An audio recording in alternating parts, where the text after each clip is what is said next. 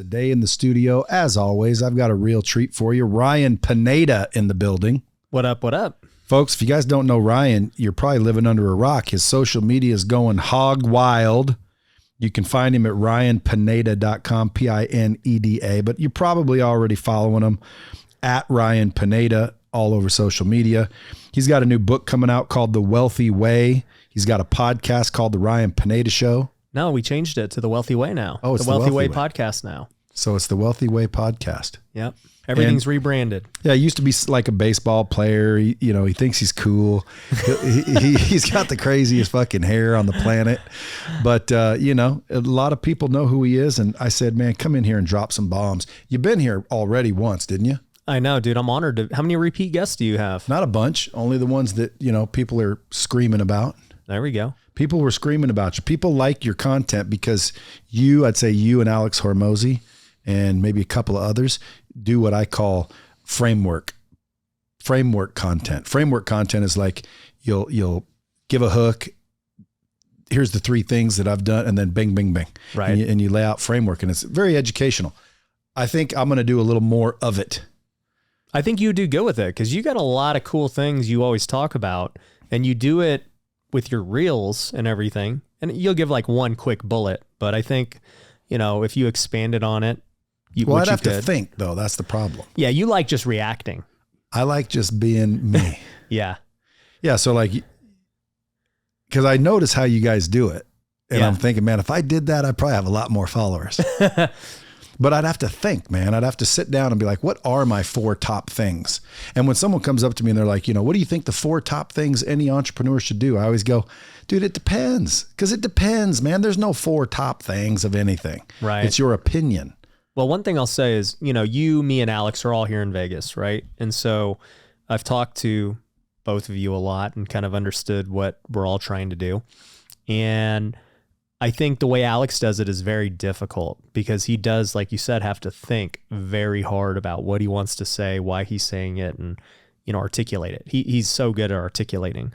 I, on the other hand, kind of do it quick like you. I'm like in the middle between you two. I'm like, okay, this is the topic. What are the first 5 things that pop in my head? All right, cool. I'm not going to really script it. I'm just going to go off the cuff for those 5 things and, just kind of end the video. And then you're on the whole other end of the spectrum where you're like, yo, I'll react to what somebody asks me and that's it. That's the way I like it. Yeah. The way you do it's the easiest. Although, and it obviously gets me a few followers. How many followers you got?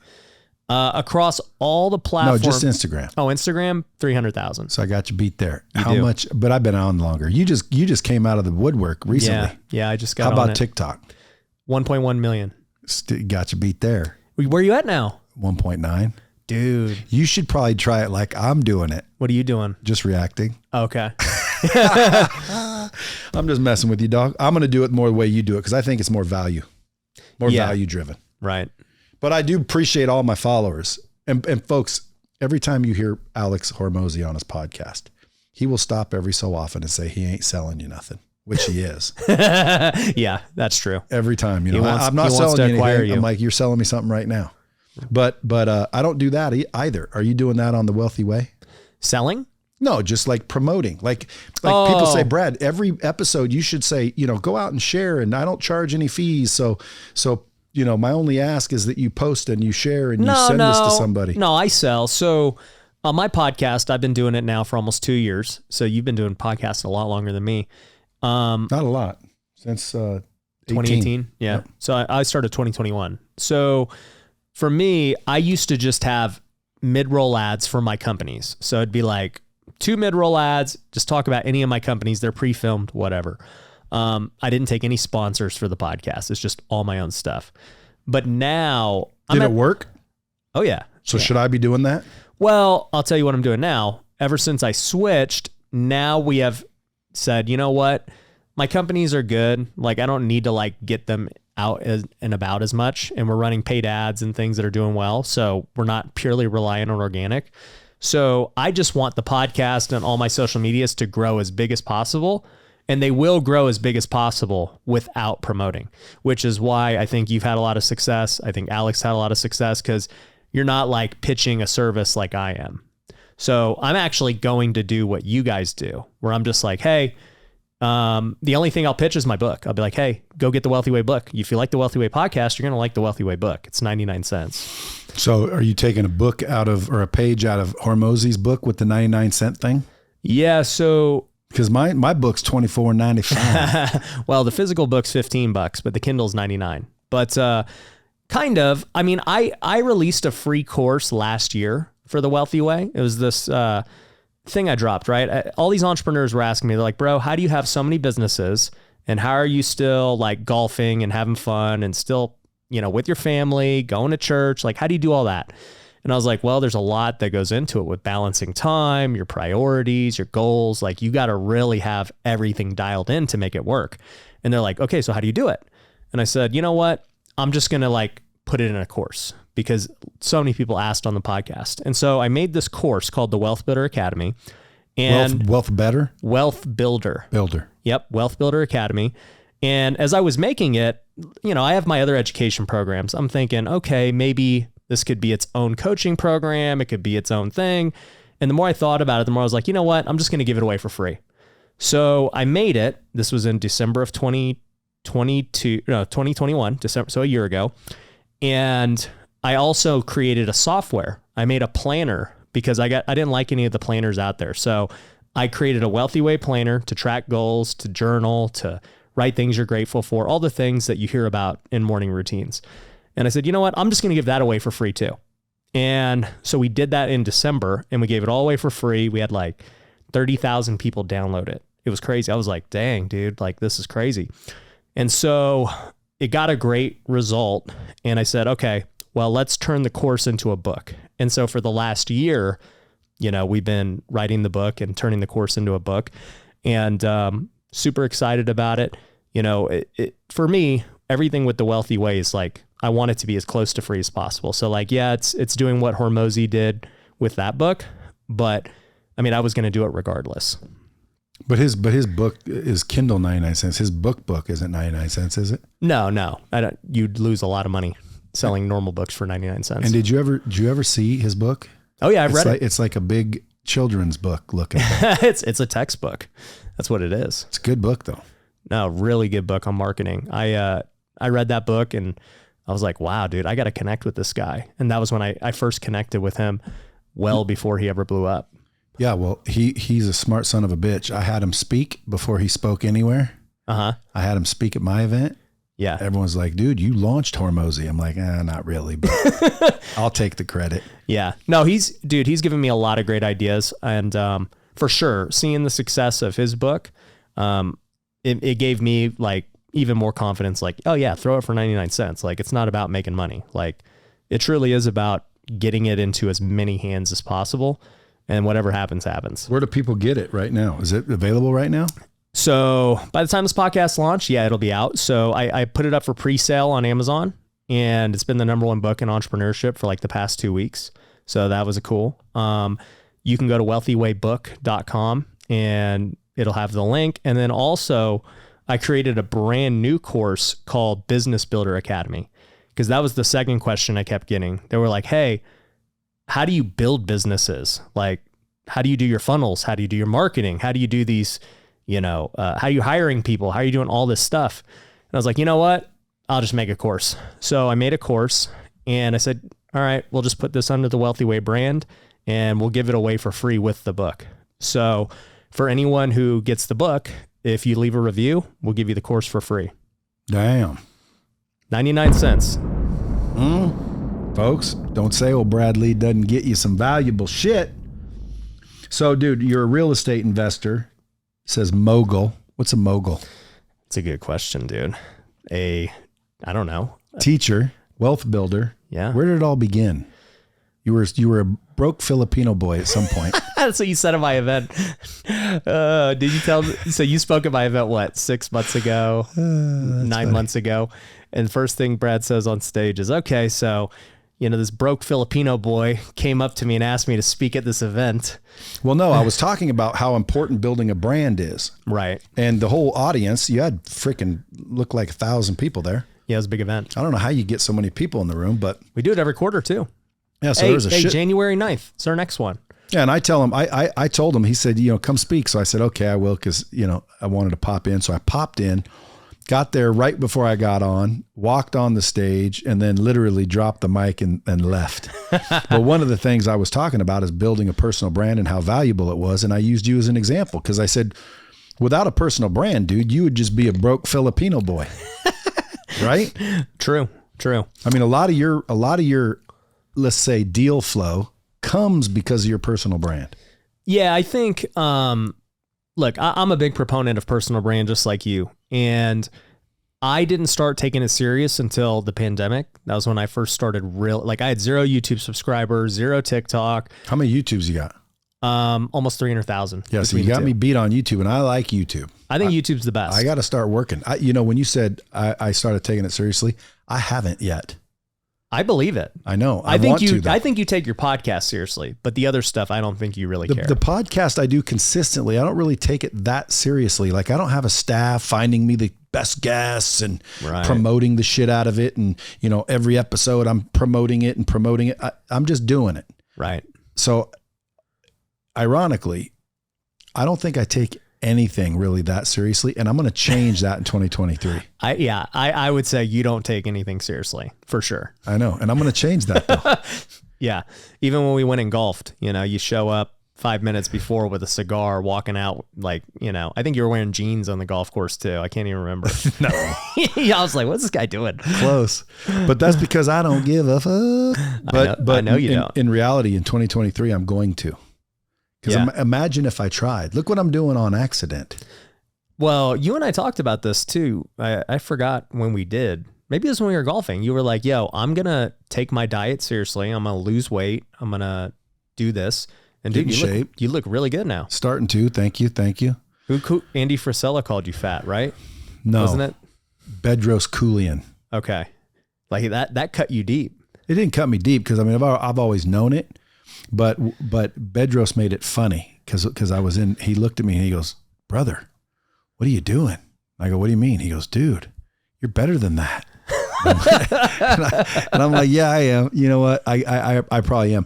But what I didn't realize is a lot of people were looking at me and, I need to be more responsible with what I'm saying and what I'm doing because whether I like it or not, I'm an influencer. Yeah. And I used to think I'm not an influencer, dude. That's stupid. I'm not an influencer, but I am one.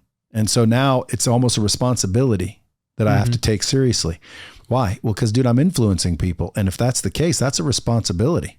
Right. So I'm going to get in shape. I'm going to do the right things and I'm going to take things a little bit more seriously. I'm going to start trying, let's just say.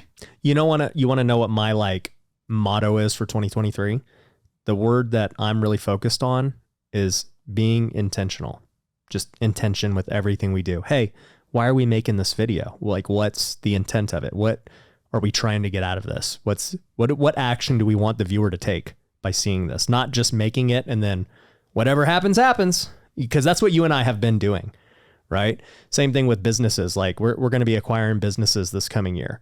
And I'm like, okay, there's going to be a lot of businesses that want to be acquired. And it's like, but why? Why would we take that one? Does it fit our purpose? Does it fit our mission? Are we just going to take anyone and everyone? No. So I think being intentional with your content, with your team, with everything is going to be key. How's your team? You got a good team? We got a good team, man. How do you find a good team? Who actually gave some good advice on this was Hormozy. He spoke at my event after the one you spoke at. And Layla and him both spoke, and she gave a really good presentation on hiring people. Yeah, I was about to say Layla gives the most, good shit on building teams. Yeah, because she's the operator of the two. And she talked about, the one thing I never really considered until it was really evident from them was, we think about marketing to get a customer, but we don't think about marketing to get employees. But you need to do that both ways, right? And so with our content, if we're marketing how great our companies are and our culture and how well we take care of our employees, people are going to want to work for us, like top talent. And if I'm highlighting how much money, my people are making, people are going to be like, oh, wow. Actually, our buddy Grant did this. I was at his office and I saw a highlight reel that they created to recruit people. And it was like 2 minutes. And it said, hey, like it was just testimonials basically from employees. Hey, I used to work at the car dealership. I was making 60 grand a year. Now I work at Cardone and I make 200 grand a year. Right. And so I'm like, wow, nobody does that. Like, when's the last time you've seen an employee testimonial talking about before and afters? That's super smart.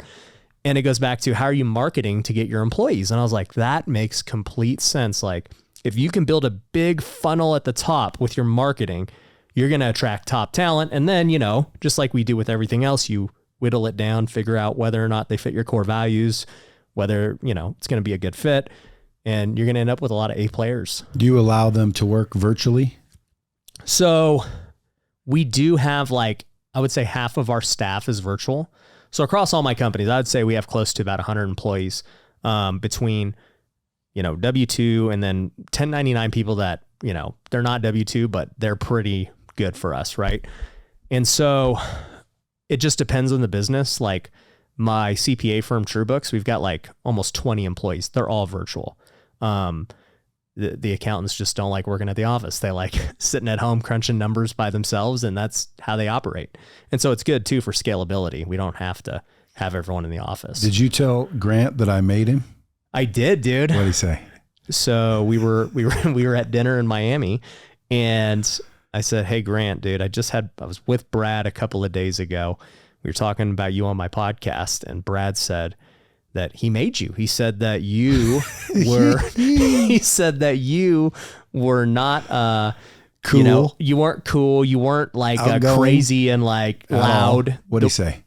He said, dude, and Jared was with him too. And they're like, bro, that's not true. Bullshit, dude. I'm going to FaceTime his ass. He knows that's true.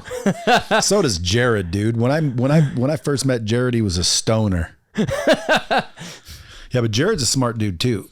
Yeah. So, yeah, but dude, that's a fucking truth. That is the truth. But I didn't make him, obviously. No. But I definitely turned him into someone. You helped mold him. I helped him get out of his shell.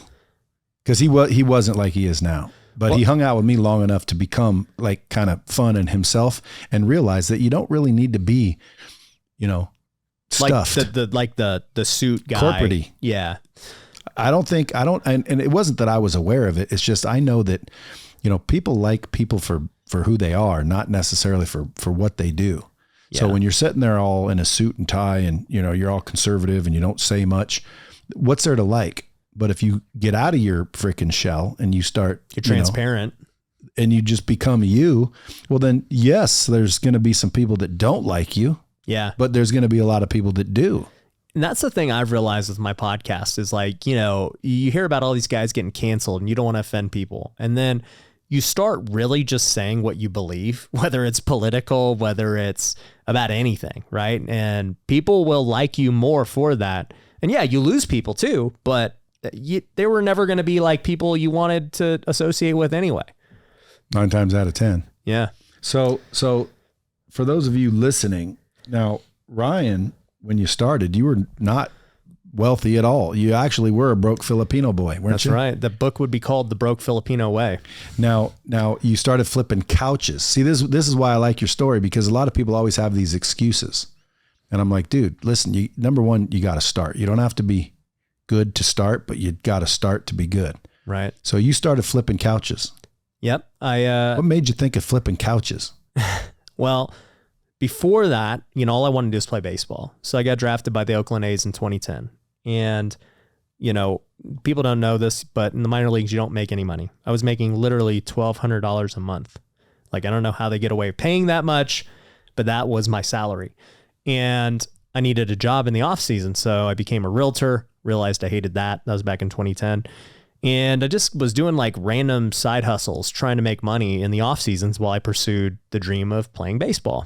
And so I was a substitute teacher that was making $90 a day, and, just right down the street here from your office, like teaching high schools, doing like just biding my time.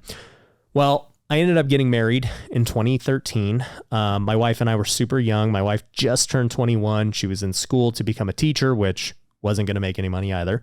And I'm still trying to figure out whether or not I'm going to play baseball, because I'd gotten released by the Oakland A's. And so I'm like, dude, am I going to even have a career? Like, what am I going to do? I need to make money. I'm married now. And so I had furnished our apartment, and our apartment, was like 900 square feet. And I furnished it for like $1,000. And I said, man, that was really good deals I got, because I didn't have money to just waste. I was like, I bet you I could sell this stuff for like $3,000, $4,000. And so I put it to the test. I said, you know what? I'm going to just go buy one couch as if I didn't have this one and see if I could flip it and make some money. And sure enough, like I flipped it, made a couple $100. And I'm like, that's way more than substitute teaching. It took me 2 hours to go pick up this couch and clean it up. And I just made twice as much. How would you clean it up? Like steam cleaners? No, I didn't even do that. All I did was take off the cushion covers. They have the zipper, threw it in the washer, just threw it back on, took a nice picture, offered free delivery, and that was it. Super simple. Just reprice it on Craigslist a couple hours later, a couple $100 more. And that was it. And eventually, that made $1,000 a month, then 2,000, then 4,000. Then, eventually I was making $8,000 a month net just flipping couches. That was my first successful. How busy were you? Really not that busy, dude. I mean, think about it. Back then, this was in 2014 when I really started doing that. There was really only Craigslist. Like, there was no OfferUp. Facebook Marketplace didn't exist. None of that stuff existed yet. And so what I would do is I would just sit at the house, literally watching TV, just scrolling Craigslist. And I would refresh it every like 30 minutes just to see if anything new popped up. And every time something new popped up, I'd make an offer, say, hey, I'll give you $50 for this couch and I'll pick it up right now. And the moment someone said yes, I left. I went and picked it up, Eventually I had storage units, so I would go take it back to my storage unit. And I had a process. I would literally take pictures of it dirty, because you can't really tell in the pictures. I'd take pictures of it dirty right when I got it. I would then take the cushion covers off, take them home, go post it on Craigslist right then and there. So an hour after I picked it up, and then clean it up, wash the covers, bring them back on, put the covers back on. I mean, all of that takes like 2 hours total. And then when somebody was ready for me to go, sell it, they call me up and say, all right, I'm good. I go deliver it. That takes about an hour. So, I mean, 3 hours of work to make $200-$300. I mean, make $100 an hour almost. Now, did anybody call you that sold you the couch and saw it an hour or two later, say, what up, dude? That really didn't happen that often. I mean, I did over 1,000 transactions. Like on Craigslist, crazy, but that didn't happen. Were you that worried often. about being murdered? Dude, call me just young and naive, but no, I didn't care. But what's funny is I just released a YouTube where I interviewed couch flippers. So something funny happened. That was a really cool part of my life. That was my first successful business. But when I got into YouTube in 2020, I made a video about it, because I was like, hey, I don't know who needs to hear this, but there's this side hustle no one literally knows about. And I'm going to tell you guys exactly how to do it step by step. So I detailed it. And it was my first viral video. It's got like 800,000 views to this day. And from there, like, so many people just started flipping couches. It was like, it became a crazy thing. And then this year, somebody showed me a Facebook group. It's literally a couch flipping mastermind. I was like, these guys are in this Facebook group, like exchanging ideas of how to flip couches. So I go in there and I'm like, hey, how many, like, I just was like, hey, this is super cool. You guys are doing this. And everybody went nuts, dude. It was like, it was you? Yeah. It was like LeBron walked into the Staples Center, just the couch flipping goat. And I was like, this is crazy, dude. They were going nuts. And I was like, you know what? I want to interview some of you guys and see how couch flipping's like going for you. And so I interviewed like 10 of them. And I just launched that YouTube video today, actually. These guys are killing it. I mean, there's people making $10,000 a month, working 20, 30 hours a week. There's people making 20, 30 grand a month. Like, they've really built it into a business. Like, it's crazy. To where they might even open a furniture store? Yeah, there are people now buying couches wholesale. So these guys are, going and buying 20 couches straight from the manufacturer, and they're reselling them on Craigslist or whatever. Wow.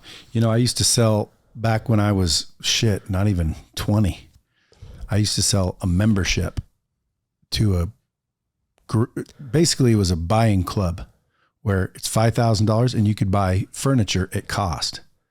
And furniture is marked up like a son of a bitch. You know yeah, that? it's crazy. You go in and buy a $5,000 couch. That couch is in more than $1,500. No, not at all. Yeah. But you'd pay us $5,000. I'd sell the membership, and you'd be part of this buying club. And now you can buy any couch you want direct from the manufacturer.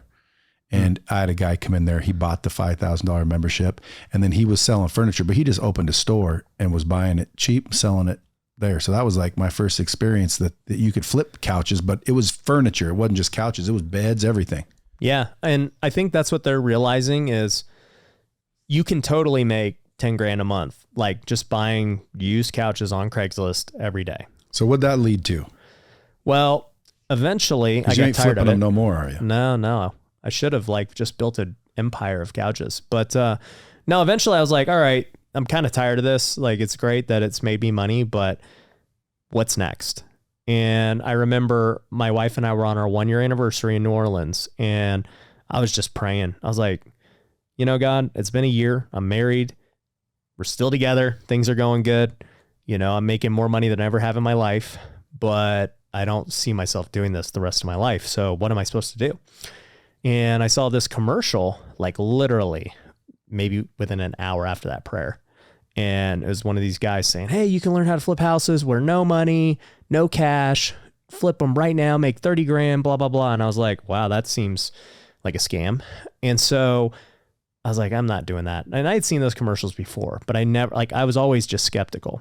Well, I just felt something inside of me saying, look more into it. So I started Googling, and, sure enough, Google says, hey, you can actually do this. It's called wholesaling. Or you can go get a private lender to go fund the deal for you. And I was like, wow, that's crazy. I never considered that. They don't teach you that in realtor school when I went to realtor school. And I was like, I'm just going to go for it. So I told my wife on the anniversary, I was like, hey, when I come home, I'm going to go flip houses. And I don't know how we're going to get the money. We might have to max out our credit cards, but I'm going to go find a deal and we're going to flip it. And so a couple of months later, I find my first deal. I didn't have any private lenders or anything. So I just said, let's just max out our credit cards. And so we maxed out our credit cards for 50 grand. And obviously it was huge. But that's all it took, 50 G's? Well, prices were a lot cheaper back then too. So you can't do that now, can you? There are a lot of cheap houses in other parts, but like this house in Vegas was $99,000. Oh, that ain't bad. Yeah. So, I bought it for $99,000, and so it wasn't a nice house. It was pretty decent. That same house today in Vegas. Bonanza and Lamb? No, it's actually 89107. So, near the 95 in Jones. So, it's not a terrible area. And that house today is probably worth like $350, I would guess. So, I buy it for $99,000. This is in 2015. And, I eventually sell it 2 months later. It was a super quick sale. It only needed a couple thousand of rehab for $135,000. And so I made about 25 grand, and, the rest is history. You said, holy shit. I was like, I'd have to flip a lot of couches to do what I just did there. Now, did you have to save up your money, or did you eventually get lenders and the rest of it? Well, for the first 2 years, I just kept redeploying my profits into the next deal so I could scale. And I kept my credit card. I literally kept my credit cards maxed out for years because I was like, well, what's the point of even paying this back? Like, I'm going to make way more than the money's out for. And also too, I had applied for all these 0% credit cards. So I had them for like 18 months. So I said, I'll just keep the money out. Why pay it back? And so I kept the money out, took profits. One house turned to 2 turned to 4 turned to 8. And, eventually it just kept scaling and scaling. So those first 2 years I did 5 and 20. And then going into year 3, I'd finally built up some credibility, and I got my first private money lender. And that was what really allowed me to scale, because now I wasn't so dependent on my own money anymore. So you're just looking for deals everywhere? Everywhere, dude. That's all I did. Is that all over now? Is it all over? No more deals? No, yeah. Now people are more motivated than ever. But can somebody right now go do what you did? Yeah. So right now somebody could go out and start flipping houses. Yeah. How did you know where to go get the people to fix up the house? Like the rehab or the contractors? Yeah, like sometimes I have people come over to my house, you know, and I'm like, hey, I just want to put a stacked stone wall right here. And they're like, you know, 90 grand. And I'm like, fuck, 90 G's for a wall? Yeah. And then I see people doing these flips and there's like, you know, it was a $13,000 flip and the whole house looks amazing. I'm like, how the hell did you do that for 13 grand? Yeah. So starting out, obviously I didn't know a lot of people. I was just looking on Craigslist for contractors. The same way I knew how to find couches. I was like, Craigslist, it's great. I found houses on Craigslist too, by the way. But I would look on Craigslist. I would just do word of mouth. I would go attend meetups, just trying to get around other investors and, you know, just trying to network with as many contractors as I could. So yeah, I mean, it was just like hustling, trying to find these guys. And I mean, now today we've worked with so many contractors. Like we know exactly what things cost. We've used them for many years now. So we've built them up pretty good. So you started wholesaling? No, I started flipping first. Did you buy the house yourself? Yeah. So you bought it, closed on it, then flipped it, then sold it. Yeah. My first probably 100 deals were flips. Like You've done 100 deals? What? You've done 100 deals? I've done 500 deals. 500 deals? 500. But my first 100 were flips specifically because I just didn't like, in my mind, I would look at the deal and I'm like, I know how to flip. Why am I going to make 5-10 grand on a wholesale when I can go make 30 grand on a flip? Like, I'll just flip it. And so it wasn't until 2018 that I really started wholesaling. And I was like, okay, I understand. Like, we got to have some balance. It's not just about flipping. You know, we don't want to have all these properties and have a ton of risk. So like that house I just got in Florida. Now I've never been there. Right. $1.3 million is the appraisal. It's a block off the beach. It's a 3-bedroom, or it's a 3-unit structure, whatever that is. Triplex. Yep. Now, do I go down there and flip it, or do I just keep it for the rental income? Well, you and I were talking about this kind of off camera. So if you keep it, I mean, you don't have to pay tax, right? You could refinance it and get a HELOC against it and get the cash and not pay tax. You know, you got it so cheap. I don't know if you're going to say, but you got it so cheap. And if you do flip it, you're going to have to pay a lot of tax. Or roll it 1031. Yeah, you could do that. Because I'm going to start getting into real estate because I'm finally convinced after all these years. I watched Grant go from, you know, he had a lot when I first met him. Right. But now look. But you know, it took me a while to understand the value of what have you been flow. doing with your money at this point? Spending it, building businesses. Spending it. You know. Buying Ferraris. Doing stupid shit. Okay. I did that for a while. But lately, you know, I own RV dealerships. Okay. I like businesses. I do too. So, I mean, like I buy businesses really, and then the ones that are already operating, and then I just let them grow. And I haven't really liquidated any of them, but I haven't really been into real estate, but I'm about to get into real estate. But I want like, you know, apartment buildings. Yeah. I mean, like, the biggest benefit. You go up Eastern, there's an apartment building on the left. Yeah. Like on Eastern and Horizon Ridge. Yeah. Nice area. Yeah. I'm like wondering how much is that? How much does that take down? So one of my buddies is the biggest developer out here in Vegas. And so he builds those massive apartments that you see here, like the Elysians and things like that. And I mean, those are like, you know, 9-figure apartments, just to give you some context. So what do you need down for that? Well, I mean, he's the developer, so he's raising all the money to go build them. And then once they're built and, you know, rented out, he then sells them. And so, I mean, he makes a killing doing that, but I mean, they have so many around town, like they have the process. They know exactly how to build them, rent them out. Like it's just like clockwork for them. I had a guy on my podcast a little while ago. He does it with single family homes. He builds them. Yeah. Why don't you do that? I'm like you. If I'm going to build a portfolio, then I'm going to just buy big buildings. Like it's just, there's nothing wrong with single family. Like I flip them. I have a single family portfolio too. That's how I got started.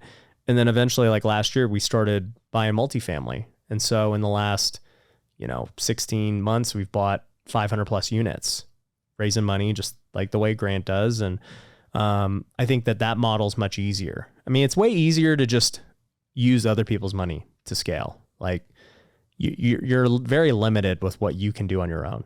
Aren't you worried about all the nonsense from investors? I mean, if you look at the best companies in the world, they all take other people's money. That is the only way to grow. I mean, you must have a good legal team. Yeah, we got legal. But like, dude, I mean, think about it. Blackstone, BlackRock, all these guys are they're taking investors' money and they're redeploying it. You look at these companies that go public, what are they doing? They're raising money from investors to go get more capital to go scale the business and whatever. So, I mean, you just realize if you want to scale, you have no choice but to take investor money and live with whatever criticisms or, drama, whatever you're saying, like is going to happen. I mean, even when I'm flipping, it's always other people's money. So have you ever got screwed flipping? Like lost money on a deal? Yeah. Yeah. Many deals. So how do you know which ones you'll lose on, which ones you won't? Well, you got to underwrite it from the beginning and make sure that, the numbers pencil out. And, right now, like we have a bunch of flips right now that will lose money just because the market has turned and there's not much I can do about it, is what it is. My investors are all on interest. And so they're going to make their interest. I'm going to lose money personally. And so it sucks, but. Well, are you going to lose money or are you going to lose profit? Money. I mean, they're going to be a negative deal. So I'm going to have to come out of pocket, Does that sting? Those always sting, dude. Nobody. What if it's more than you got? Well, then you're figuring out what to do. I mean, you just start over. If you went bankrupt right now because you fucked up or the market turned, you just do it again. Yeah, you would just start over. Like right now, dude. If you woke up tomorrow morning, you looked down, you saw your dick was a little bit bigger, and you realized you were me. Would you go out and just start again? Because like I have a couple properties, but nothing major. Would you go out and start? And I basically bought them. Like I'm not flipping them. I just yeah. But like that house in Florida, I don't even know what to do with it. Yeah, I mean, look, it's just like anything. Why don't you buy it from me and then you go do what I should do? We could partner on it. We could definitely do that. So yeah, I mean, like if you were asking me whether it's real estate or a business or whatever, like, yeah, if I go bankrupt, I'll just start again. And like most successful business people, building it back will be way faster because we have skills, we have knowledge, we have relationships. Like people still will trust us even at the end of the day. If things go south, like you live and you learn. Nobody's going to be a perfect investor. Nobody's going to be a perfect businessman. There's going to be crap that hits the fan on all fronts. And so, for me, it's like you have to just navigate what's the best path going forward for everyone involved, right? So it's like, okay, crap hit the fan. What do we do, right? If there's not enough money to pay everyone back, then how do we make this the best it can be? Do we get our, with our investors and say, hey, let's get on a payment plan and, we'll pay this out in the future when things are better. Do you declare bankruptcy and like everyone's screwed? Like those are questions people have to answer. I mean, you're looking at it right now with the crypto, with FTX and, all this stuff these people are getting screwed on. So it's like, for me anyways, I've never had an investor in any of my real estate deals like lose money yet. Will it happen? I mean, I don't want to knock on wood, but the odds say, yeah, like at some point, someone's going to lose money. The best investors of all time have lost money. And so how do you handle that? It's, it's going to be up to, us and what's available and the options. Yeah. But I want to know like whether when I hear flip, I hear buy it cheap, make it nicer, sell it for more. Right. What happens when I buy it, what I think is cheap, I put 50 grand in it, make it nicer, and then it doesn't sell for what I thought it would. Yeah. So, I mean, here's the deal.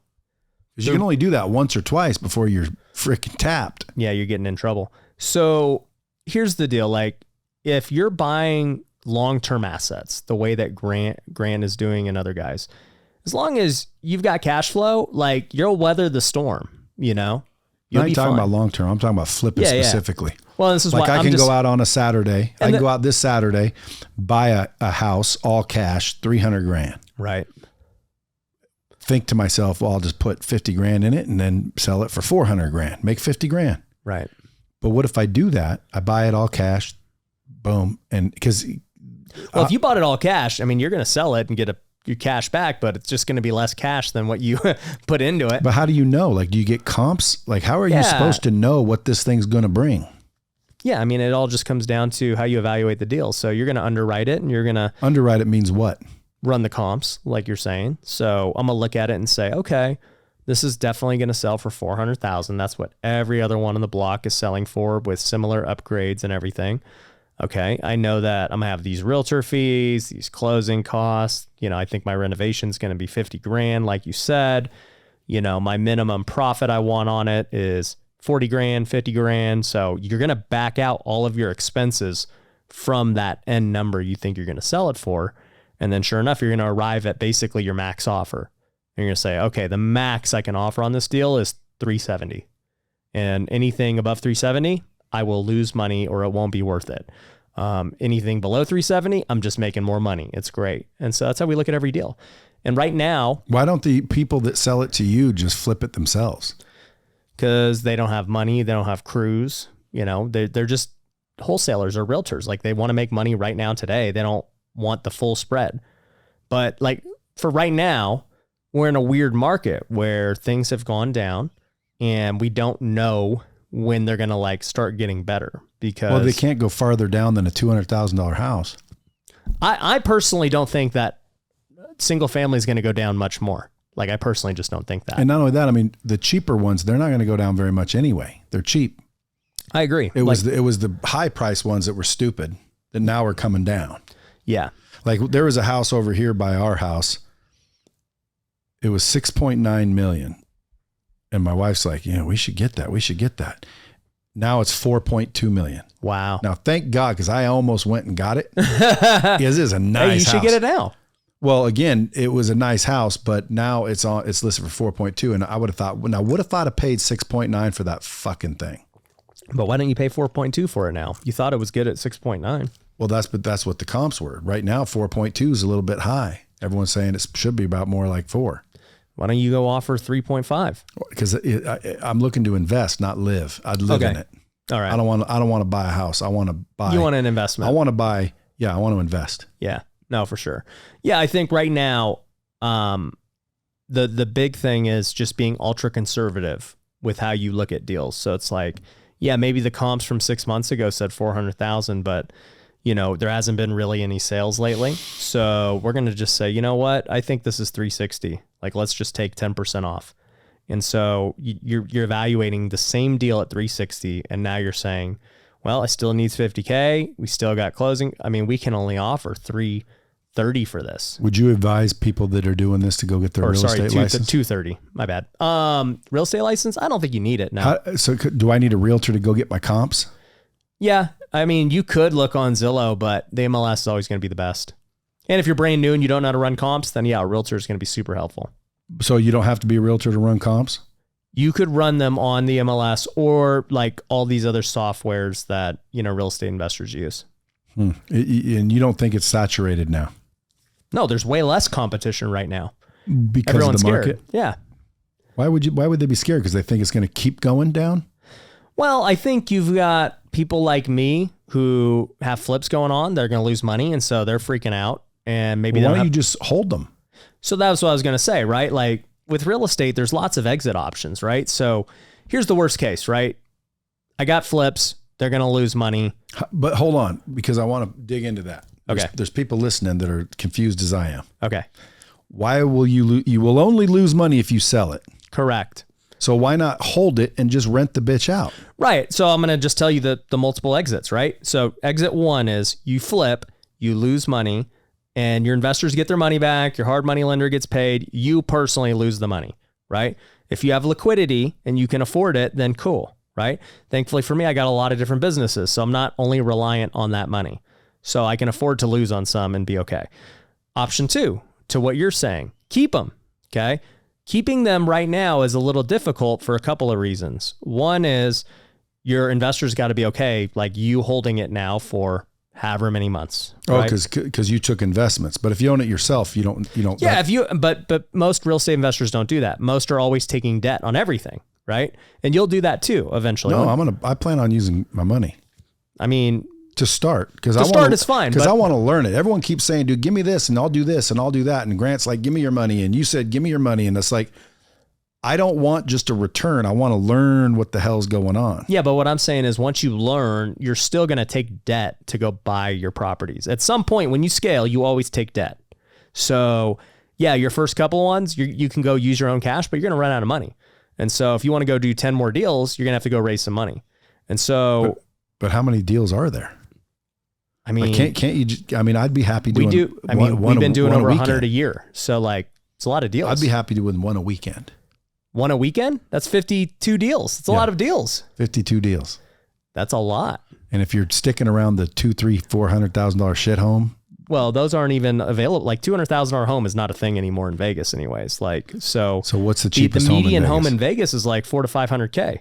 So let's just say you're at the median, $500,000 times 52 homes. I mean, what's the math? That's $25 million of property you're going to buy. So it's a lot of dough. So anyways, option two. I got it. Well, then you're good because you're the richest man alive. I got that kind of dough. There we go, baby. Then you're good. But for most people, your listeners, you're taking out debt and private money. And so what happens is, sure, you could potentially hold it, but you're going to have to get your investor on board with holding it because they're thinking you're going to flip this and it's going to take, a few months, not years. Investors want their money back. Yeah, they want their money back. And then your hard money loan's only usually a year. So you got to get an extension on that. And maybe they'll give you a 6-month extension or something like that. So, I mean, you're waiting it out and then you're hoping the market doesn't go down because if it goes down, then you can't refinance because you don't have enough equity unless you refinance and your investors are basically not able to get their money back. You refinance and you say, hey, I'm going to just put you on a payment plan until the market turns around and it becomes this multi-year hold. And like that, at the end of the day, that is better for an investor. If, the third alternative is you lose the property and investor loses their money, everyone loses their money. That would be alternative 3. So, See, I wouldn't be able to do that, dude. I'd have to pay the investor. Yeah, me too. That's why I say, like, for me, I look at option 1 or 2 and I'm like, okay, option 1, investor gets their money back. They're happy with me. Yeah, I lose money, but I can afford to, to a degree, right? I only have so much money, but it's done. They're happy. But you give it back and keep it yourself and just wait. Right. So option 2, hey, maybe I can get the investor's money out, but now I got to go put money into the deal and I just hold it and wait. Like I've done that on a couple too. Have you ever got new investors to pay out the old investors? Mm-hmm. Yeah, I've done that before too. Is that like a Ponzi? No, I mean, as long as they know what they're buying into, it's like. So how many businesses do you have? Right now, 7 that are doing over 7 figures. 7 businesses. Yeah. Like, don't you ever figure like you should do one worth 100, 10 figures or 9 figures, then 7 worth 7? Yeah. I mean, I've thought a lot about this because you hear lots of people have that belief and they all point to, well, the billionaires have one business, right? That's the only way to become a billionaire. And I think that it's true to a degree for most people, but I think with what I'm trying to do, it's really about building a portfolio of businesses that I own. Like I don't manage any one business, like they're all under the parent company. And as we acquire businesses too now, not just start them, because all those were started from scratch, 0. And I think that it will increase the overall portfolio value of what we do. And if we're buying similar businesses to what we already own, we know how to run them. Like we know how to do education. We know how to do real estate. We know how to do tax. So it's not like it's really a different industry. It's just like acquiring more of what we already have. Are you buying them on terms?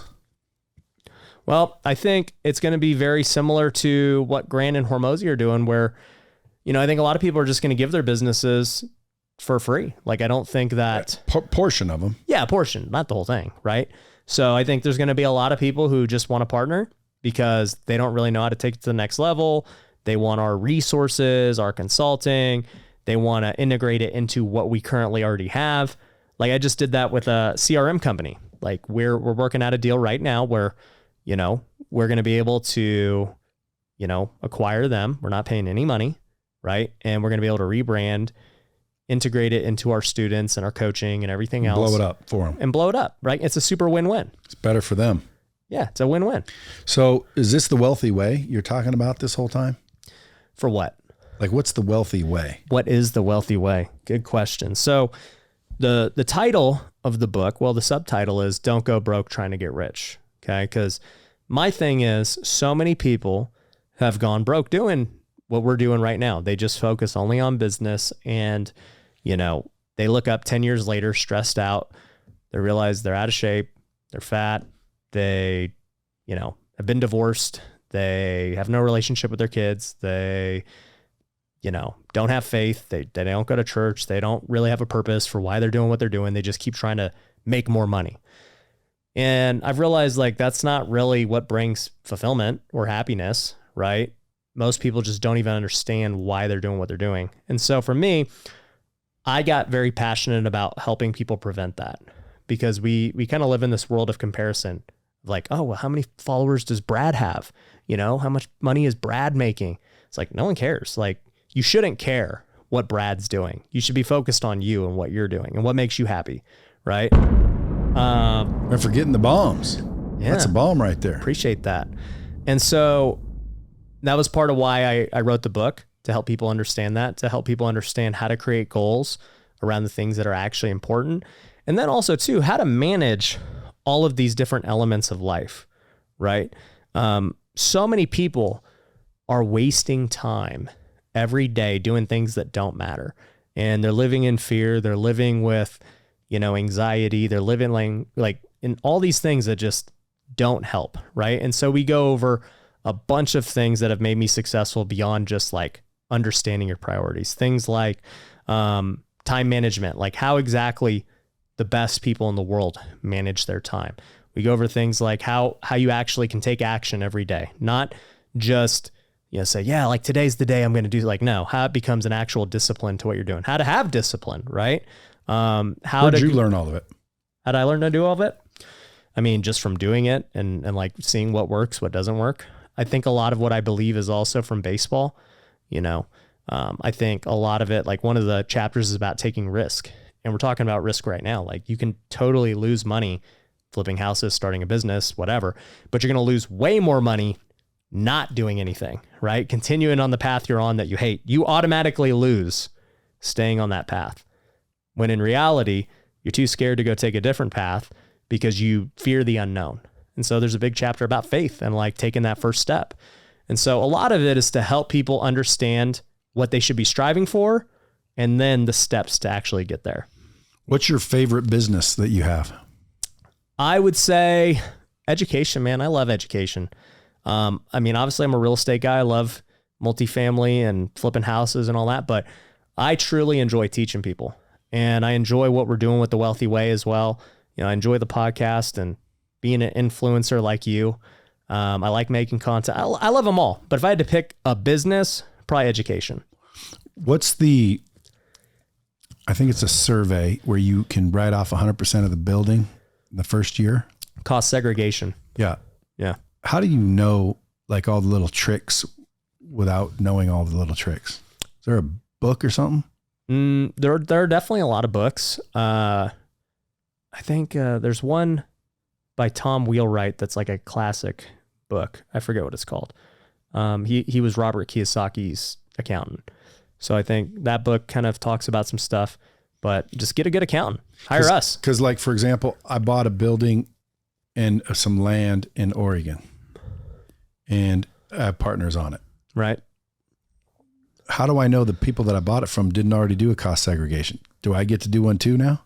Yeah. The moment you buy it, you now get to do whatever you want. So if they sold it, they now have to recapture what they did.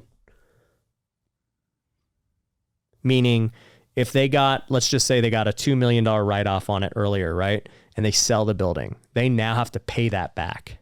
Oh shit. Yeah. So this is why they're great, because you get this write-off, but the moment you sell, you got to pay it back. And so what most people do is they 1031 exchange into another building so that they don't have to pay tax. And then they do it again and they do it again. And so, you know, basically like the saying with 1031 is, you swap till you drop, meaning you just keep swapping up until you die, and just borrowing against them. yeah, you borrow against them. And so your first 1031 might have started with that $200,000 house. Then you upgraded to a 500, then $1 million, then a $2 million. And then, you know, by the time you're super old, you might have $20 million property from that first house and you haven't paid any tax on it. And if you were to sell that $20 million building, you know, the way it is, you'd pay tax on like a $20 million gain because your basis is from the beginning of when you started doing those swaps. Now, what about your tykes? Oh yeah. Yeah. We haven't even talked about that.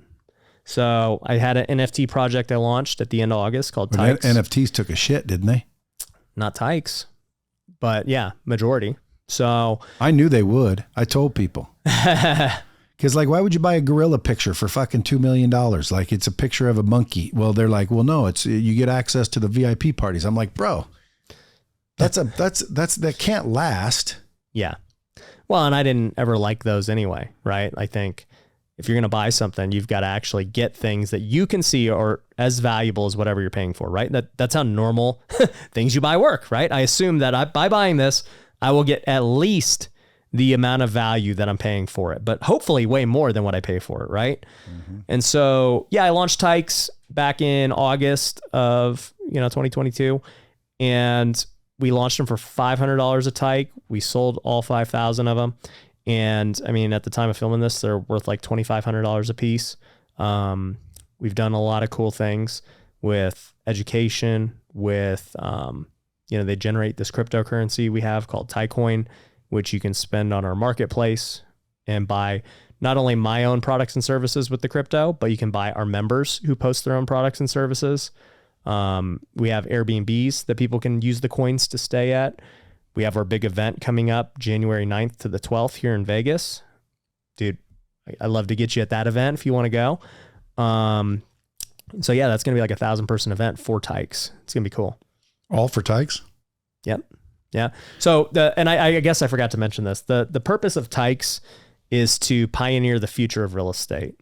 So I think that real estate's going to be a lot more tech focused in the coming years. So you're going to have real estate merge with the blockchain. I think chains of title and all that stuff are going to change. I think you're going to be able to fractionalize real estate and buy into little tiny shares of real estate, like very commonly.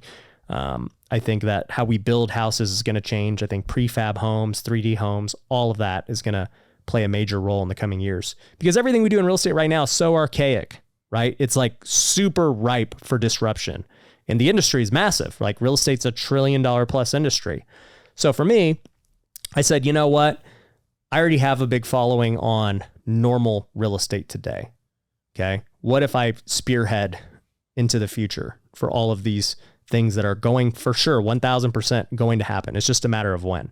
What if I build a community that's totally about that mission and they're on the cutting edge of all these things? What if they're able to invest in the businesses that are going to shape that future? What if they can join those businesses with me by being a part of the community? And so that's really what the mission is about. Folks, if you guys aren't convinced already, you better go follow this dude at Ryan Pineda, Pineda, if you don't already know. Go get his book, The Wealthy Way, on pre-ordered on Amazon. If this is out, it's probably already out. Yep. And I'm going to drop it pretty quick though. I'll move you up the ladder. Oh, dude. It drops December 13th. So next week on Tuesday. Yep. Oh yeah. Right on. Yeah. Well, congrats on the new book. Congrats on all the success. I know you're a smart dude. How old are you? 33. 33 years old, already freaking crushing life. What would you tell everybody listening if they were right around your age, not crushing yet? What was the difference between when you were not struggling, but when you were sitting there and now? When I was a broke Filipino boy? Yeah. Yeah. So I think back then, for one, I wasn't like trying to better myself in terms of like making money. I wasn't watching YouTube. I wasn't going to events. I wasn't listening to podcasts like that. I wasn't doing any of that. So I never got inspired. I never got new ideas. I never knew what was possible. Like I got lucky that I figured out couch flipping without any of it. Right. But if I would have just been smart enough to go on podcasts, I would have been like, oh, dang, I could wholesale. I could flip houses. I could, do any of these things. So I think that people already doing, like listening to this, they're already like on a better path. But the difference is If they're still broke, like you're saying, they're not taking action with what they hear. That's the problem. And so if you're listening to this and you're not taking action, why is that? Right? And you got to really dig deep and say, well, maybe my why is not big enough for me to take action. Maybe I'm content where I'm at, right? I'm content being a broke Filipino boy. I wasn't. I was looking for another way, right? No, your mom was in the audience at that event, you said. Yeah. No, my wife was too. You said they didn't like me very much. No, my wife does. My wife is not a big Brad Lee fan. How come? I think she doesn't like all the cussing. Yeah, is she a good Christian girl? She is. I'm gonna do that as well. Start. Well, I'm already seeking, but there's a lot to learn. Oh, bro. Then, like for example, his name's not Jesus. We know that. Yeah, you said that? Yeshua, right? That's his name. I know. That was his name, and it still is his name, but everyone says Jesus. So every time I start to, head to a church or start hanging around to like do a little more seeking with this group or that group, and they're saying praise Jesus, I'm like, you don't even know his name. Like, why am I going to listen to you? Bro, you're getting caught up in the stuff that's irrelevant. We got to get, once again, to the why. But I know, but if you look at the scripture, his name isn't irrelevant to him. He says, give praise to my name. Right. It's translated to English. He says, call upon. No, that's not true. Otherwise, Joshua, who's also in the Bible, would be Jesus also, but he's not. Joshua, which was Yahshua or Yeshua back then, which was what his name was. One went to Jesus and one went to Joshua. So it was the same name in the beginning. So if it was translation, they both would have been Jesus, and they're not. There's only one Jesus. Well, here's what I can say, Brad. I will give you the answer after researching it and talking to pastors and everyone. So you can get past that and then get to the truth. Amen. That's what I'll do for you. Maybe you'll bring me to the Lord. That's what the Wealthy Way is all about too. There's a lot of stuff in there about faith. I think he's calling me, brother. I think he's calling me. I'm starting to see some change in you. Oh yeah? Yeah, I really am. maybe one day I'll be like a pastor or something. There's a reason. Well, that'd be great. I would love to see that. Maybe there's a reason why we went from acquaintances to what I feel like now are buddies. I know you have a high regard for who you would call a buddy. So I'm trying to get in the friend zone with you. Money will do that. Money will do that. What if we get this real estate deal done for you? Yeah, that'll work. That'll work. Hey, I already consider you a buddy. All right, good. Ryan Pineda is a good dude, folks. I vouch for him. Go follow him. Ryan Pineda, at Ryan Pineda on all social media. Go support him, Bomb Squad, with The Wealthy Way so his book blows up. And I'm sure you guys aren't going to go wrong following this cat. You'll tell. If you don't know who he is already, just go follow his social media and you'll see what I'm talking about. Appreciate you coming in, dude. Appreciate you, bro. As always, till next time, keep it real. Dropping bombs with the real Brad Lee. Subscribe now.